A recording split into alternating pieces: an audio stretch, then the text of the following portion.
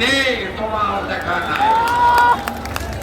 কয়েকদিন আগে তোলাবাজ ভাইপো, যাকে কয়লা ভাইপো বলা হয় আদর করে, তিনি আগরপাড়াতে এসেছিলেন। বলেছিলেন বিজেপির নেতারা এলে বাপের আর ঠাকুরদার সার্টিফিকেট দেখতে চাইবে। আমরা আজকে এসেছি হাইকোর্টের অনুমতিতে। সিঙ্গেল বেঞ্চে আটকাতে গেছিল, মমতা পুলিশ হেরেছে। আমাদের 2 ঘন্টা টাইম দেওয়া হয়েছে, 3টে থেকে 5টা।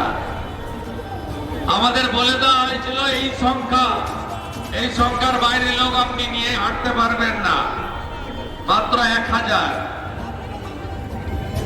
আজকে ডিভিশন বেঞ্চে গেছিল। আমাদের এই কর্মসূচি আটকানোর জন্য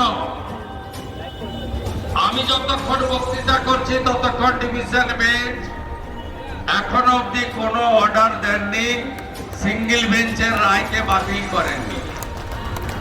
আমি শুধু জানতে চাইছি, তোলাবাজ ভাইপোর যারা লোকাল তোলাবাজ, Nantu and company, Nantu and Ghantu,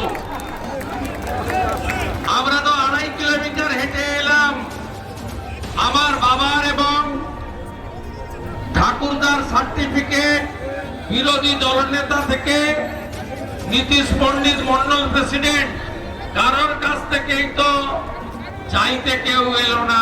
তোমার দেখা নাই রে, তোমার দেখা নাই।